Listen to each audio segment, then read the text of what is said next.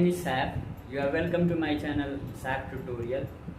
I hope this video finds you well. आज हम 11th class का स्ट्रेट लाइन चैप्टर स्टार्ट करेंगे। सबसे पहला जो चीज़ है वो है Cartesian coordinate system. Cartesian coordinate system होता क्या है, राइट, और इसकी ज़रूरत क्या है, राइट। तो कार्टेशियन कोऑर्डिनेट सिस्टम हम इस वजह से इसको बोल रहे हैं क्योंकि इसके अंदर जो है दो एक्सिस हैं और ये दोनों एक्सिस म्यूचुअली परपेंडिकुलर है। सिस्टम उसे कहा जाता है जिसके अंदर दो या दो से अधिक जो है चीज़ें मिल करके बनी हुई होती है। तो यहाँ पे दो एक्सिस है, दो नंबर लाइंस हैं जो म्यूचुअली परपेंडिकुलर है, इस वजह से हम इसको सिस्टम बोल रहे हैं। ये जो पॉइंट है this is known as origin. जो एक्स एक्सिस पे जो भी नंबर रिप्रेजेंट किया जाता है उस नंबर को हम बोलते हैं एक्स कोऑर्डिनेट, जिसको हम ऑब्सीसा भी बोलते हैं, राइट। और वाई एक्सिस के ऊपर जो भी नंबर रिप्रेजेंट किया जाता है उसको हम वाई कोऑर्डिनेट बोलते हैं, या फिर हम इसको ऑर्डिनेट भी बोलते हैं सिंपली, राइट। तो ये कार्टेशियन कोऑर्डिनेट सिस्टम है, राइट, जो कि प्लेन के अंदर किसी भी पॉइंट्स को रिप्रेजेंट किया जा सकता है। तो ये वाले कोऑर्डिनेट के अंदर जो भी नंबर्स आएंगे वो प्लस प्लस साइन वाले होंगे, ये वाले जो होंगे वो नेगेटिव प्लस साइन वाले होंगे। इधर ये वाले को एक्स कोऑर्डिनेट बोल रहे हैं और ये वाला जो है ये वाई कोऑर्डिनेट का साइन है, राइट। तो वैसे ही एक्स कोऑर्डिनेट यहाँ पे ये वाली जो लाइन है वो एक्स कोऑर्डिनेट है जो कि नेगेटिव है, और वाई कोऑर्डिनेट जो है वो पॉजिटिव है। तो इस वजह से नेगेटिव पॉजिटिव, इसके अंदर दोनों नेगेटिव नेगेटिव पे होते हैं। ये जो है पॉजिटिव और नेगेटिव, क्यों? क्योंकि ये वाला दो एक्सिस से मिलकर बना हुआ है, positive x axis and the negative y axis. इस वजह से पॉजिटिव एक्स एक्सिस वाले जो नंबर्स हैं उसको पॉजिटिव से रिप्रेजेंट किया है और वाई एक्सिस वाले जो है उसको नेगेटिव से रिप्रेजेंट किया है। इसकी ज़रूरत क्या है? ये है कार्टेशियन कोऑर्डिनेट सिस्टम। अब इस कोऑर्डिनेट सिस्टम, कोऑर्डिनेट हम नंबर्स को बोल रहे हैं, नंबर लाइन के ऊपर जो नंबर रिप्रेजेंट किया जाता है उसको हम सिर्फ नंबर बोल देते हैं। यहाँ पे क्योंकि कोऑर्डिनेट है, यहाँ पे सिस्टम है कोऑर्डिनेट सिस्टम, तो नंबर्स को हम कोऑर्डिनेट बोलते हैं, राइट। अब बात आती है कि जो है हमें कार्टेशियन कोऑर्डिनेट सिस्टम जो है पढ़ना क्यों है, व्हाई इट इज नेसेसरी। तो कार्टेशियन कोऑर्डिनेट सिस्टम जो है इसको यूज कर करके हम प्लेन के अंदर किसी भी दो पॉइंट के बीच का डिस्टेंस मेजर कर सकते हैं। कोई भी तीन पॉइंट्स हैं, ये तीन पॉइंट्स कॉलिनियर हैं कि नहीं ये पता लगा सकते हैं। इसके अंदर तीन पॉइंट्स दिए गए हैं और ये तीन पॉइंट्स को मिला करके जो ट्रायंगल बन रहा है, या फिर किसी भी इस प्लेन के अंदर कितने भी पॉइंट्स दिए गए हैं उन पॉइंट्स को ज्वाइन करने के बाद जो पॉलीगन फॉर्म हो रहा है उस पॉलीगन का एरिया क्या होगा वो हम फाइंड आउट कर सकते हैं। हम देखेंगे कि कैसे फाइंड आउट कर सकते हैं। वैसे ही इस प्लेन, किसी पर्टिकुलर प्लेन के अंदर जो है अगर तीन पॉइंट्स दिए गए हैं और ये तीन पॉइंट्स में ये पॉइंट जो है, ये तीन पॉइंट्स में ये वाला पॉइंट इन दोनों पॉइंट को मिलाने वाली जो लाइन है उसको किस सेक्शन में डिवाइड कर रही है, किस रेशो में डिवाइड कर रही है, हम कार्टेशियन प्लेन को यूज करके देख सकते हैं। तो कार्टेशियन कोऑर्डिनेट सिस्टम एक टूल है जिस टूल को यूज कर करके हम ये सारे मैथमेटिकल कैलकुलेशन जो है ना कर सकते हैं। जैसे हम देखेंगे कि कार्टेशियन कोऑर्डिनेट सिस्टम को यूज कर करके किसी दो पॉइंट के बीच का जिसके कोऑर्डिनेट्स दिए गए हैं उसका डिस्टेंस कैसे निकाल सकते हैं। जैसे ये कार्टेशियन कोऑर्डिनेट सिस्टम है, ओके। इसके अंदर कोई भी दो पॉइंट दिया गया जिसके अंदर ये x1 y1 है और ये जो कोऑर्डिनेट है ये x2 और y2 है। इन दोनों पॉइंट्स को मिलाने वाली जो लाइन है, let us suppose this one is d। मुझे ये d निकालना जो है ना रिक्विजिट है, राइट। ये d कैसे मैं कैलकुलेट कर सकता हूँ? तो ये वाला जो पॉइंट है इस वाले पॉइंट को ओरिजिन से देखेंगे कितना डिस्टेंस में है। तो जाहिर सी बात है ये पॉइंट जो है ना x1 y1 है, तो ये वाला डिस्टेंस x1 होगा अगर ये पॉइंट 0 0 है, राइट। और ये वाला जो पॉइंट है यहाँ से लेके यहाँ तक की अगर बात करी जाए तो यहाँ से लेके यहाँ तक x2 है। तो मैं सिर्फ अगर इसकी बात करूँ, इस वाले पॉइंट ये डिस्टेंस की बात करूँ तो ये x2 माइनस x1 होगा, राइट। यहाँ से लेकर के यहाँ तक x2 माइनस x1 होगा। तो क्या मैं बोल सकता हूँ कि यहाँ से लेकर के यहाँ तक ये भी x2 माइनस x1 होगा। ये पूरा जो डिस्टेंस है ये पूरा डिस्टेंस y2 है। इस पॉइंट, ये पॉइंट x2 y2 है, तो इसका मतलब ये हुआ कि ये यहाँ से लेकर के यहाँ तक y2 है और यहाँ से लेकर के यहाँ तक जो डिस्टेंस है ये y1 है। तो क्या मैं बोल सकता हूँ ये जो ट्राइंगल है ये यहाँ से लेकर के यहाँ तक ये y2 माइनस y1। यस, तो इस ये जो ट्रायंगल फॉर्म हो रहा है इसका अगर मैं नाम रख दूँ ABC, तो मुझे जो है एक्चुअली AB रिक्विजिट है, मुझे डिस्टेंस निकालना था इन दोनों पॉइंट के बीच का। तो ये एक राइट एंगल ट्रायंगल फॉर्म हो रहा है। यहाँ पे मैं पाइथागोरस थ्योरम लगा सकता हूँ, जिसके अंदर मैं बोल सकता हूँ BC स्क्वायर प्लस AC का स्क्वायर जो है वो AB के स्क्वायर के बराबर होगा। हाइपोटेन्यूस ये है, ये दोनों छोटे वाले साइड्स हैं। तो मैं जो है अगर ट्रायंगल के पाइथागोरस थ्योरम लगाऊं तो ये वाली इक्वेशंस लिख सकता हूँ। तो BC जो है हमारा कोऑर्डिनेट सिस्टम के अकॉर्डिंग x2 माइनस x1 का स्क्वायर है, प्लस AC जो है वो हमारा y2 माइनस y1 का स्क्वायर है, राइट, AB का स्क्वायर। तो ये जो AB है अगर मैं दोनों तरफ स्क्वायर रूट लूँ तो ये आ जाता है x2 माइनस x1 का square plus y2 minus y1 का स्क्वायर। तो ऐसे जो है हम डिस्टेंस निकाल सकते हैं किसी भी दो पॉइंट के बीच का, अगर दो पॉइंट्स के कोऑर्डिनेट्स दिए गए हैं तो ये उसका डेरिवेशन हो जाता है। ऐसे ही इस कार्टेशियन कोऑर्डिनेट सिस्टम को यूज कर करके हम कोई भी दो पॉइंट को मिलाने वाली लाइन किसी तीसरे पॉइंट से किस सेक्शन में डिवाइड हो रही है, कौन से रेशो में डिवाइड कर रहा है वो वाला पॉइंट, उसको हम निकाल सकते हैं।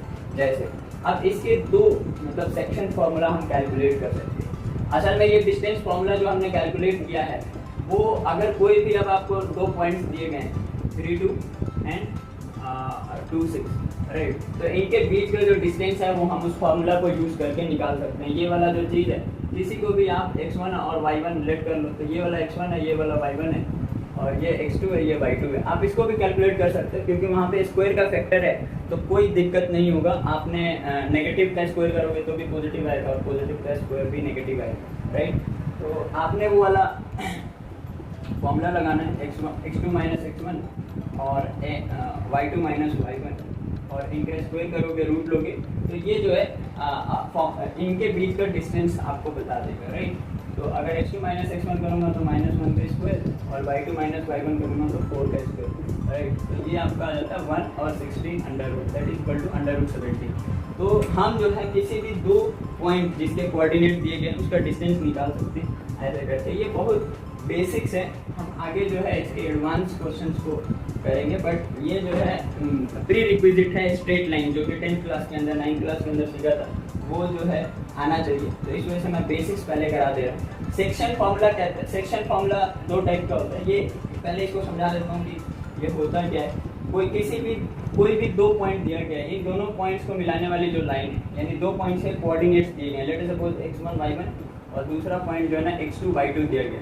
अब एक थर्ड पॉइंट दिया गया है, वो थर्ड पॉइंट इसको किस रेशो में डिवाइड कर रहा है वो अगर हम कैलकुलेट कर सकते हैं। जैसे मान लो तीसरा पॉइंट यहाँ पे है जो कि जिसकी वैल्यू x और y है, राइट, और मैं निकाल सकता हूँ कि ये किस सेक्शन में डिवाइड कर रहा है इस चीज़ को। किस सेक्शन में कहने का मतलब यहाँ से लेके यहाँ तक कितना यूनिट है और यहाँ से लेके यहाँ तक कितना यूनिट है।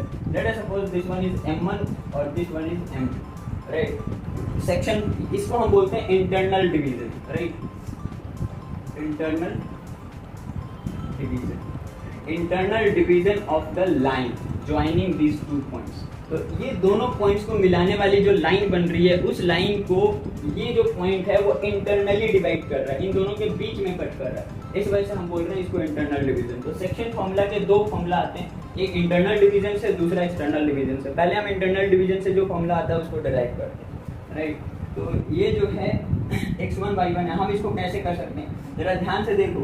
ये जो पॉइंट है इसको यहाँ से लेकर यहाँ तक मैं x लिख सकता हूँ, x इसके ऊपर। ये जो पॉइंट है यहाँ से लेकर के यहाँ तक जो है ना x लिखा जा सकता है। अब अगर इसको देखूं यहाँ से लेकर के इस वाले ये पॉइंट तक जो है मैं लिख सकता हूँ x2 है। ये सिर्फ कोऑर्डिनेट जो मैंने दिए हैं तीनों पॉइंट्स के, उसकी कॉरेस्पॉन्डिंग x एक्सिस पे जो प्रोजेक्शन आ रहा है उस प्रोजेक्शन के लेंथ ओरिजिन से कितना डिस्टेंस में वो लिख रहा हूँ, राइट। ये कोऑर्डिनेट्स के हिसाब से जो है ना ये डिस्टेंस आ सकता है, राइट। तो अब अगर देखा जाए यहाँ पे कि इसको अगर मैं मिला दूँ ये वाली चीज़ को, तो क्या आप मुझे यहाँ से ये छोटा जो ट्रायंगल है उसमें यहाँ से लेकर के यहाँ तक के डिस्टेंस को क्या बता सकते हैं? छोटे वाले ट्रायंगल का जो बेस है वो बता सकते हो। ये पूरा x है और ये जो है x1 है, तो क्या मैं बोल सकता हूँ x माइनस x1 होगा, ये वाला डिस्टेंस यहाँ से लेके यहाँ तक का डिस्टेंस, ओके। और जो ये वाला डिस्टेंस है, क्या मैं इसको बता सकता हूँ कि ये वाला जो डिस्टेंस है ये x2 माइनस x होगा, right. This is x2 minus x1, okay. अब जो है इसके दो तरीके हैं निकालने के। एक तो स्लोप तरीके, इसके फॉर्मूला को डिराइव करने के दो तरीके। एक तो आप ये क्योंकि सेम लाइन है तो इस लाइन का स्लोप सेम होगा। तो पहले मैंने स्लोप का कंसेप्ट नहीं बताया, तो 10th क्लास के अंदर जो सिमिलर ट्रायंगल पढ़ा था हमने, उस सिमिलर ट्रायंगल को यूज करके जो है भी इसको डिराइव किया जा सकता है। तो मैं सिमिलर ट्रायंगल, ये देखो, ये छोटा वाला ट्रायंगल, ये वाला ट्रायंगल, और ये जो बड़ा ट्रायंगल है ये सिमिलर है, राइट। सिमिलर का मतलब है कि यहाँ पे ये दोनों ट्रायंगल जो है सिमिलर है। Let's suppose this one is a, this one is b, c, d और टी। तो सिंस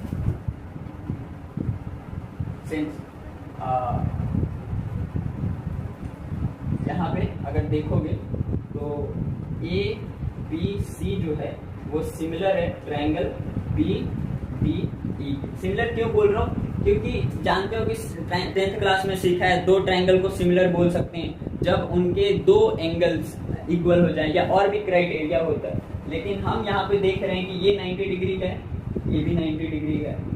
ये वाला जो भी एंगल होगा, let us suppose this one is theta, तो ये वाला एंगल भी थीटा होना चाहिए, यस और नो।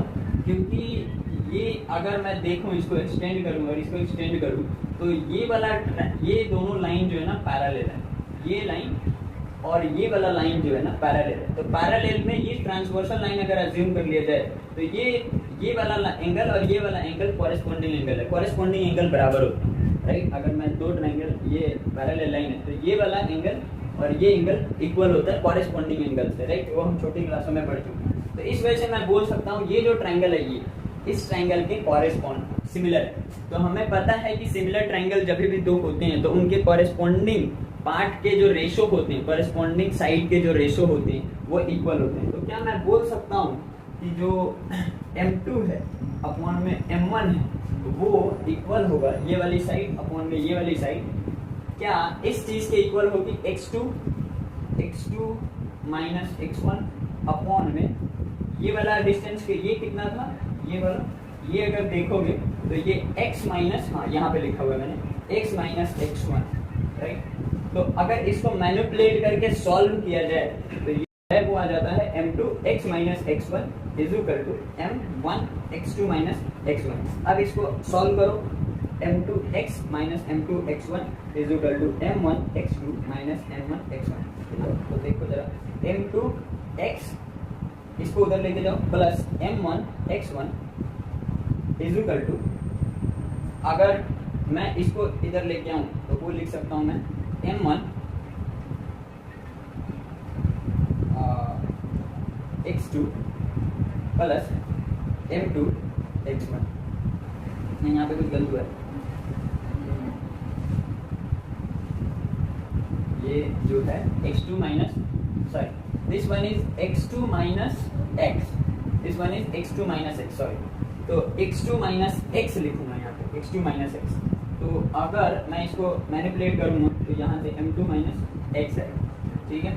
और ये वाली जो चीज़ है ये x1 है, x माइनस x1 है, x माइनस x1 का, x minus x1, x minus x1, sorry ये तो बन ही रहेगा, x माइनस x1। और ये वाली जो चीज़ है m1 के साथ जो थी ये x हो जाएगी, राइट। तो अगर इसको मैं सॉल्व करूँगा तो m2 x, ये x1 ही रहेगा, m1 x2 minus m1 x, right. अब जरा देखो, इसको अगर मैं सॉल्व करूँगा तो ये x वाले को उधर उठा के लेके जा रहा हूँ, तो m2 x plus m1 x is equal to m1 x2 plus m2 x1, right. तो यहाँ से अगर मैं x कॉमन ले लूँ तो m2 plus m1 is equal to m1 x2 plus m2 x1, right. यहाँ पे m1 m2 जो है ना ये रेशो है जिसके अंदर डिवाइड कर रहे हैं। Let us suppose this one is 3 और दिस वन इज 4, तो हम बोलेंगे ये 3:4 के अंदर डिवाइड कर रहा है, जिसके पहले वाला ये m1 है और ये वाला m2 है। ऐसा हो सकता है यहाँ पर। अब x को यहाँ पे ले लूँ m1 x2 plus m2 x1 upon में m1 प्लस m2। तो ये जो है इंटरनली डिवीजन का, जिसके अंदर रेशो जो है m1 m2 दिया गया है, तो मैं उस पॉइंट को जो कि इनको इंटरनली डिवाइड कर रहा है उसका x कोऑर्डिनेट इस फॉर्मूले से कैलकुलेट कर सकता हूँ। ये यहाँ से आया। वैसे ही अगर मुझे y कोऑर्डिनेट फाइंड आउट करना है तो इसी सिमिलर ट्रायंगल को यूज कर करके मैं y एक्सिस को इस m2 अपॉन में m1 के कॉरेस्पॉन्ड रख करके कैलकुलेट कर सकता हूँ। जैसे देखो, अगर ये सिमिलर ट्रायंगल है तो इस सिमिलर ट्रायंगल की वजह से क्या मैं लिख सकता हूँ कि m2 अपॉन में m1 इज इक्वल टू, क्या मैं ये साइड लिख सकता हूँ, यहाँ से लेके यहाँ तक की जो साइड है वो है y2 माइनस y। जाहिर सी बात है ये पूरी जो साइड है ये है y2 और यहाँ से लेकर के यहाँ तक जो है ये है y।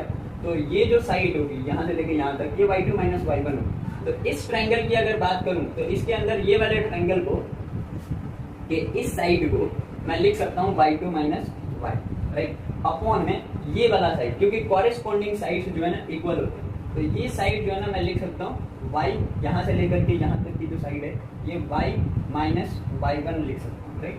तो y माइनस y1, अब इसको मैनिपुलेट करूँगा तो ये उधर जाएगा, m2 y minus y1 is equal to m1 y2 minus y, right. अब इसको सॉल्व आउट करूँगा तो m2 y minus m2 y1 is equal to m1 y2 minus m1 y।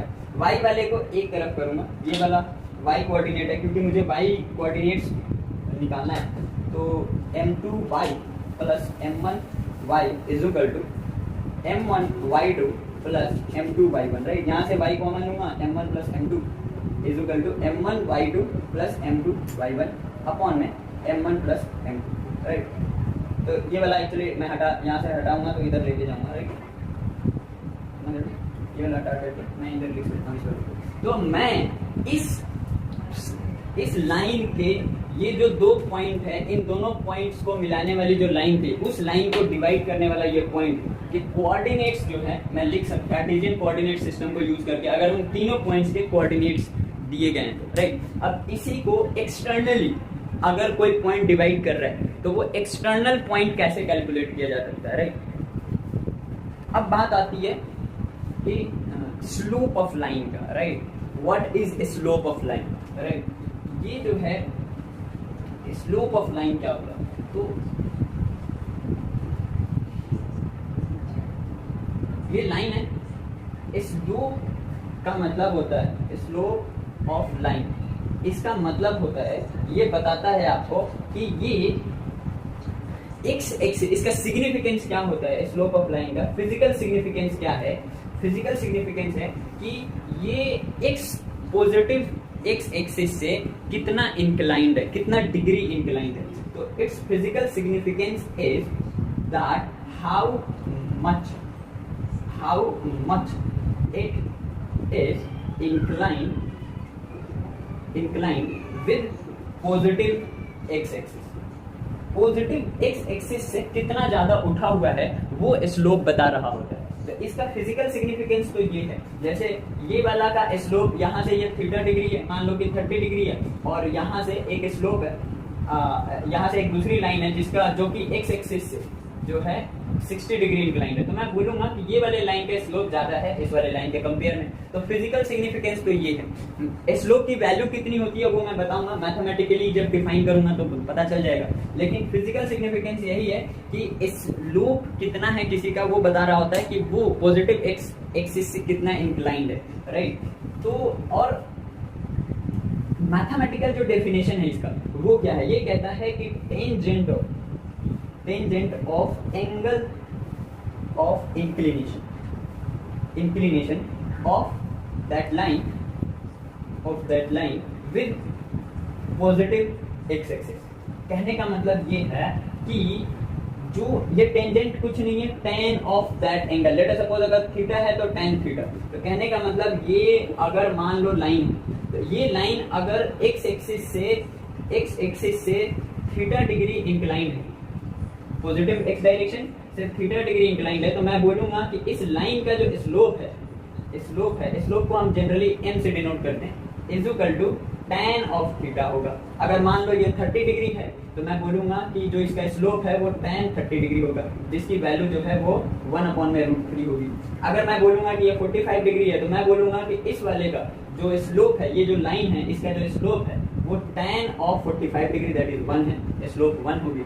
तो ये जो है आपको बताता है स्लोप का सिग्निफिकेंस ये है कि कितना ज्यादा उठा है। कोई बोल रहा है कि स्लोप इसका जो है 3 है, तो और किसी का स्लोप 2 है, तो इसका मतलब ये है कि 3 वाला ज्यादा उठा होगा 2 के कंपेयर में। तो फिजिकल सिग्निफिकेंस ये स्लोप आपको यही बता रहा होता है। तो स्लोप से बहुत सारी चीजें जो है ना सॉल्व करी जा सकती है। पीछे जो हमने सेक्शन फॉर्मूला को डिराइव किया है, वो सेक्शन फॉर्मूला जो है स्लोप से भी निकाला जा सकता है। यहाँ से अगर ये कोई 3 पॉइंट है, ओके, अब ये 3 पॉइंट है, x1 y1, दूसरा है पॉइंट x2 y2, और ये पॉइंट x और y है। मुझे x निकालना है और इसको जो है m1 और m2 में डिवाइड कर, तो ये अगर थीटा है तो ये भी थीटा होगा, जाहिर सी बात। ये दोनों का स्लोप सेम है ना, तो दोनों लाइन का स्लोप सेम है। तो अगर मैं बड़े वाले ट्राइंगल का अगर यहाँ से लेके यहाँ तक का डिस्टेंस देखूँ तो ये होगा y2 माइनस y1, और अगर मैं इस वाले ट्राइंगल का ये देखूँ तो ये हो यहाँ से लेके यहाँ तक होगा आपका y2 माइनस y। तो जरा देखो, अगर मैं साइन थीटा अपनाता हूँ तो साइन थीटा जो होता है वो p अपॉन में यानी y2 माइनस y अपॉन में m2 होगा, राइट। और अगर मैं इस वाले ट्राइंगल के अंदर देखूंगा तो साइन थीटा जो होगा वो होगा आपका यहाँ से लेके यहाँ तक का डिस्टेंस जो कि है आपका y माइनस y1, तो ये y माइनस y1 अपॉन में m1 होगा। अब दोनों क्योंकि साइन थीटा के है, तो ये पहला इक्वेशन, ये दूसरा इक्वेशन, दोनों को इक्वेट कर सकता हूँ। y2 minus y is equal upon में m2 is equal to y minus y1 upon में m1। अब m1 को उधर ले जाता हूँ और m2 को उधर लेके आता हूँ। m1 y2 minus m1 y is equal to m2 y minus m2 y1। इसको इधर लेके आओ, ये वाली चीज़ को उधर लेके जाओ और इसको इधर लेके आओ, तो मैं लेके आऊँगा m1 y2 plus m2 y1 is equal to m2 y plus m1 y। अब इस चीज़ को मैं लिख सकता हूँ y common m1 plus m2। अब ये m1 m2 जो है ना इसके इधर आएगा, तो m1 y2 plus m2 y1 upon में m1 प्लस m2 लिख सकता हूँ, that is equal to y। तो ये जो है मैं स्लोप को यूज करके, क्योंकि एक लाइन का जो इंक्लिनेशन होगा तो वो सेम रहेगा, स्लोप कांस्टेंट रहेगा, तो इससे जो है मैं इसके ये जो सेक्शन फॉर्मूला था वो भी डिराइव कर सकता हूँ। तो और स्लोप को यूज करके और क्या क्या किया जा सकता है, तो स्लोप जितनी भी लाइन के इक्वेशंस हैं उसके अंदर स्लोप का बड़ा इंपॉर्टेंस होता है। स्लोप का कंसेप्ट जो है क्लियर मोस्ट इंपॉर्टेंट है। जैसे मान लो मुझे कंडीशन फॉर कॉलिनियरिटी, कॉलिनियरिटी कोई 3 लाइन पॉइंट्स हैं, वो तीनों पॉइंट एक लाइन के ऊपर हैं कि नहीं, इसका जो है कैसे चेक कर सकते हैं हम कि ये तीनों पॉइंट कॉलिनियर है कि नहीं। तो जरा ध्यान से देखो, ये 3 पॉइंट्स हैं। अब ये तीनों पॉइंट्स अगर एक लाइन में होंगे तो जाहिर सी बात है यहाँ से लेके यहाँ तक का स्लोप और यहाँ से लेके यहाँ तक का स्लोप, क्योंकि लाइन जब सेम रहेगी तो एक लाइन जो है एक्स एक्सिस से सेम ही एंगल पे इंक्लाइंड होगी, राइट। तो अगर मैं जानना चाहता हूँ कि x1 y1 और x2 y2 और x3 y3 ये तीनों पॉइंट्स जो हैं वो एक लाइन में हैं कि नहीं, तो मैं जो है पहले let us suppose this one is a, this one is b and third one is c। तो अगर मैं इस लाइन का स्लोप निकालूं और इस लाइन का स्लोप निकालूं और दोनों स्लोप बराबर आ जाता है, तो इसका मतलब ये है कि ये तीनों कॉलिनियर पॉइंट्स हैं। तो स्लोप निकालूंगा कैसे, जरा ध्यान से देखो। अगर ये कार्टेशियन प्लेन को मैंने यूज किया तो यहाँ से लेके यहाँ तक स्लोप क्या होता है, स्लोप होता है tan थीटा। तो tan थीटा मतलब ये वाला डिस्टेंस अपॉन में ये वाला डिस्टेंस। तो ये डिस्टेंस मैं कैसे निकालूंगा, वैसे ही ये डिस्टेंस अपॉन में ये वाला डिस्टेंस। तो ये डिस्टेंस मैं कैसे कैलकुलेट करूँगा, तो ये जो डिस्टेंस होगा ये ध्यान से देखोगे, ऑब्जॉर्व करोगे, तो ये y2 माइनस y1 होगा, क्योंकि यहाँ से लेके यहाँ तक y1 है, और ये पूरा जो है ना y2 है, तो ये जो डिस्टेंस होगा y2 माइनस y1 होगा। वैसे ही ये वाला जो डिस्टेंस होगा, ये अगर यहाँ तक x2 है और ये वाला x1 है, तो ये जो डिस्टेंस होगा x2 माइनस x1 होगा, राइट, x2 माइनस x1 होगा। तो इसका स्लोप कैसे निकालूंगा? स्लोप होता है tan थीटा। tan इस लाइन का AB का जो स्लोप है, slope of AB line is equal to tan of theta, जो कि होगा y2 माइनस y1 अपॉन में x2 माइनस x1। तो ये निकालोगे तो कुछ वैल्यू आपको मिलेगा, और ये भी निकालो। अब ये वाला डिस्टेंस निकालने के लिए ये पता होना चाहिए, ये कितना है y3 माइनस y2, और ये डिस्टेंस ये कितना है x3 माइनस x2। तो आपने फिर से ये भी थीटा होगा, क्यों? क्योंकि लाइन जब सेम है तो थीटा तो सेम ही रहेगा। तो आप जो है ना इसका निकालो tan थीटा, ये कितना आएगा? ये जो होगा ये होगा आपका y3 माइनस y2 अपॉन में x3 माइनस x2। तो ये दोनों जो है ना बराबर होने चाहिए। अगर बराबर हो गए तो हम बोलेंगे कि ये वाला जो है ना लाइन कॉलिनियर है, अदरवाइज कॉलिनियर नहीं है। तो स्लोप से जो है निकाला जा सकता है। 10th क्लास के अंदर स्लोप का कंसेप्ट नहीं बताया जाता है, राइट, कि जो है 3, तो इस वजह से वहां पे बोला जाता है ये 3 पॉइंट दिया गया, let us suppose A, B and C। तो A B डिस्टेंस निकालो, BC डिस्टेंस निकालो और AC डिस्टेंस निकालो।